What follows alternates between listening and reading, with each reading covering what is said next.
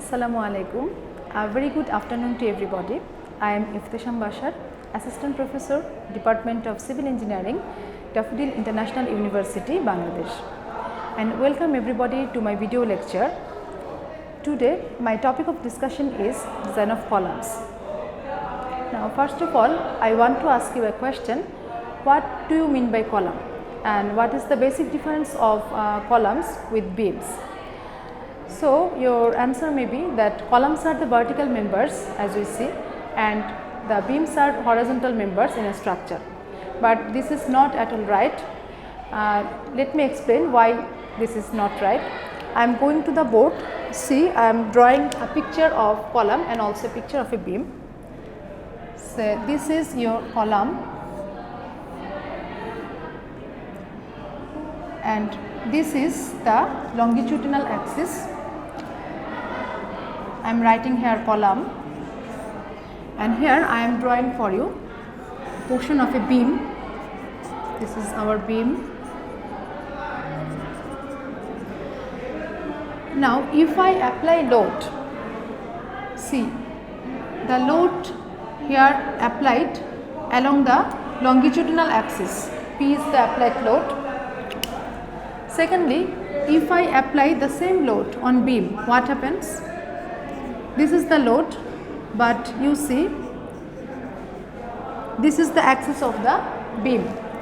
So, we see that the load is applied at perpendicular direction of the longitudinal axis of the beam. But here you see the load is applied just parallel to the axis or through the longitudinal axis of the column. So, to make sure what element is column and what element is beam, you have to think about this load application pattern and also the load resisting system by these two elements individually. So, why columns are so much important than any other elements in a structure? What do you think? Well, if you take a structure and make an analysis, you will see that if a number of columns or individually a column fails, you will see that it may occur that the whole structure may collapse without any warning. But if there is a collapse in a beam, there may be a localized failure. It may or may not affect the collapse of the whole building. So, naturally you see how much important the column is. So, we have to be very careful when we design the columns. You have to make your engineering judgments to make the structure safe as well as comfortable for the inhabitants. And so, the role of columns in this context is very much important. So, let us move to our next topic. Actually, how much reinforcement, that is how much steel we can give in a column. So, I can categorize the columns. There are many types of columns. The most common are, here you see,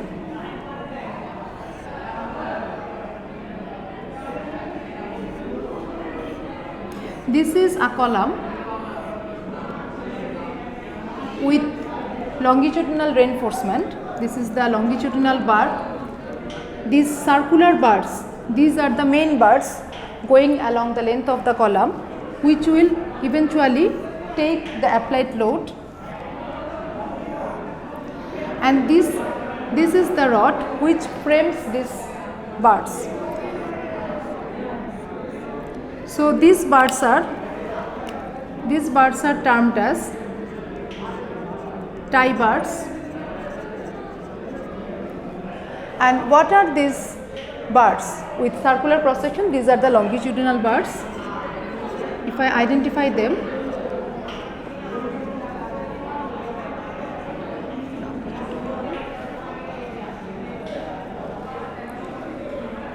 so this is a typical picture of a tight column. Now, here I am drawing another type of column where these are the main bars coming along the downward direction, but I am giving them a framing of spiral pattern. So, this is our tight column and this is our spiral column, see the difference. In a spiral column, it is necessary that the cross section will have to be circular, but in a tight column the cross section may be square or may be rectangular in nature. And see, this is the spiral bar, which is a special type of tie bars which encloses the bars with more strength. So this column will be more resistive in nature for the same load than these tight columns. So for designing, firstly we have to know the American Concrete Institute recommended reinforcement ratio for a column. That is, if we are given a specific cross section, then how much amount of reinforcement we can give. Let me make it clear with a simple example.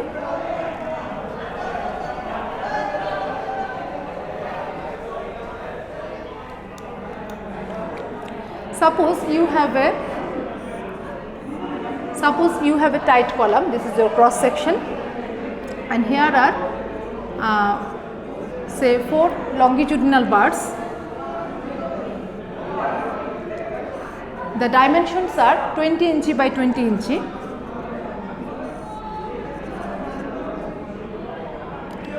And here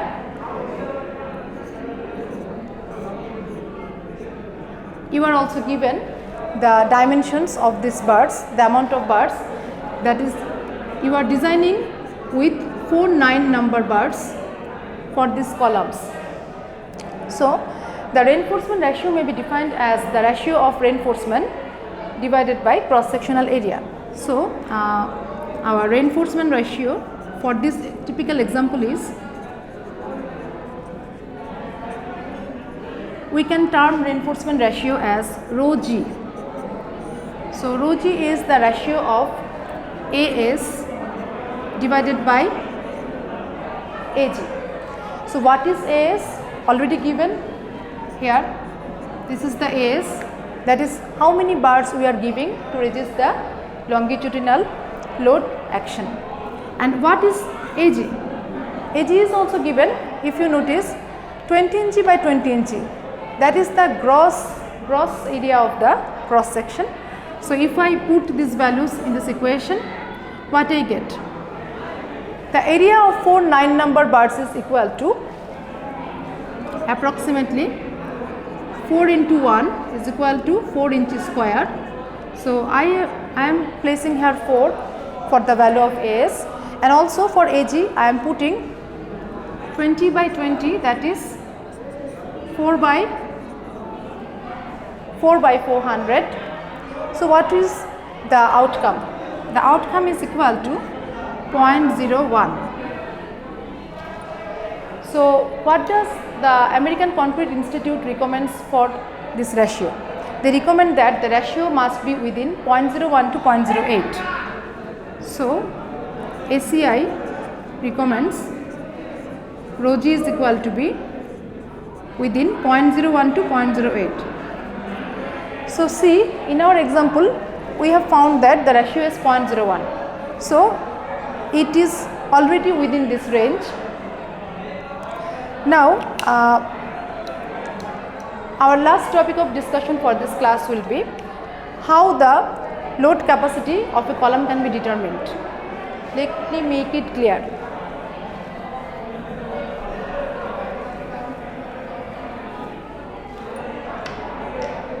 Firstly, there is an equation of load resisting by column which is recommended by ACI.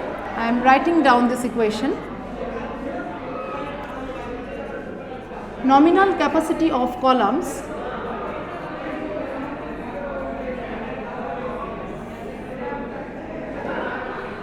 I can term the nominal capacity of column by Pn.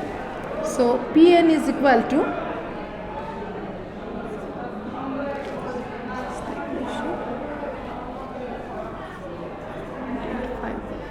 So this is the equation I am writing here.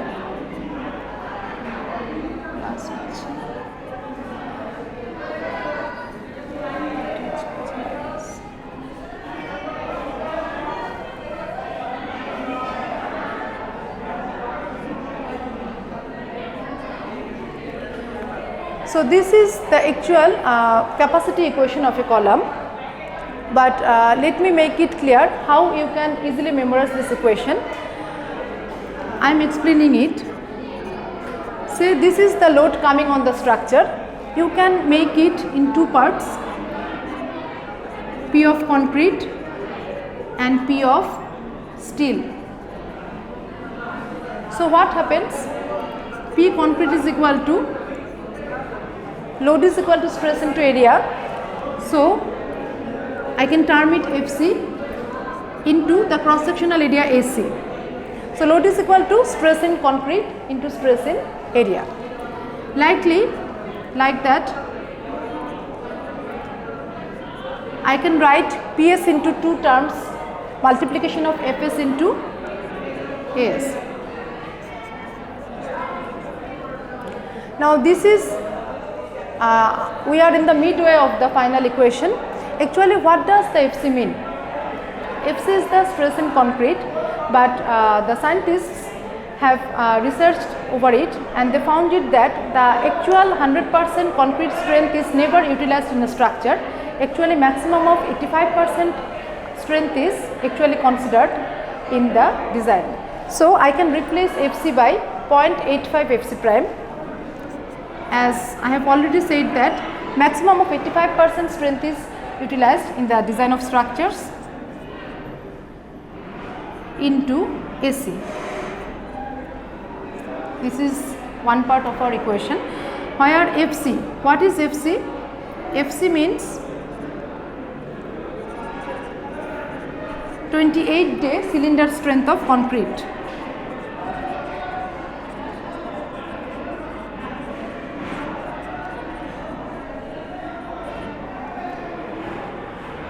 Now this is one part of our equation. Then the next part is, suppose when we use steel in any of our structures, firstly the structure is in elastic state, then eventually with the increase of load the structure goes into the inelastic state. So eventually the reinforcement will also go to the inelastic state. So it is better not to use Fs in this case. So we will use Fy instead of Fs. So Fy I am writing here, Fy into As. So what is the meaning of Fy actually?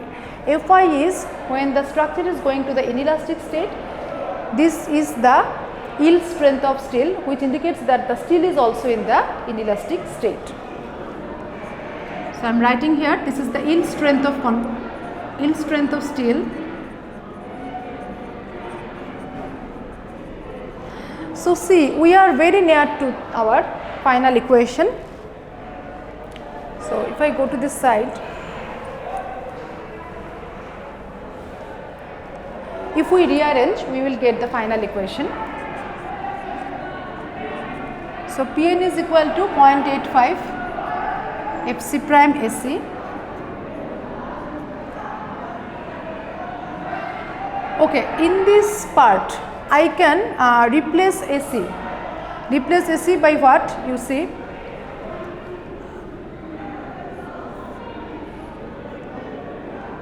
if we have a cross section, this type of cross section, the whole of the cross section I can term it as gross cross section. So gross section is termed as AG. Okay, and if I deduct the part of steel from it, we will get the concrete portion, that is AC. So we can write that AC is equal to AG minus AS and can replace into this equation. So I am removing this term and writing instead of AC, AG minus AS plus AS Fy. So you see there is actually no difference in our derived equation with the final equation.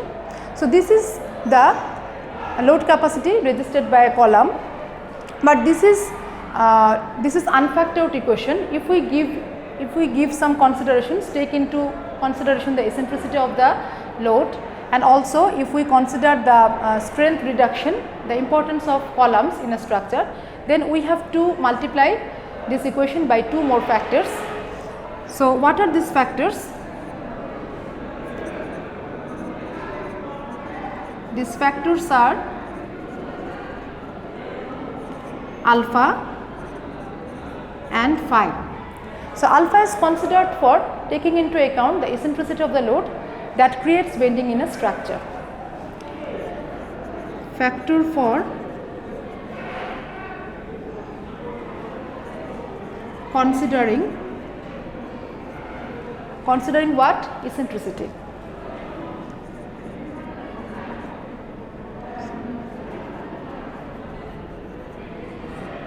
Eccentricity of applied load.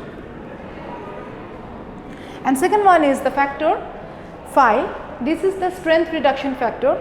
The more important the structural element is, the less will be its value. So, this is the strength reduction factor. Already you know about this factor when you have studied the chapters of beams. Strength reduction factor. So, our design capacity of columns, design column capacity PD is equal to alpha multiplied by phi multiplied by Pn. That is our equation I have written above. So, finally, what is our equation for the design capacity of column? Alpha into phi into this entire equation.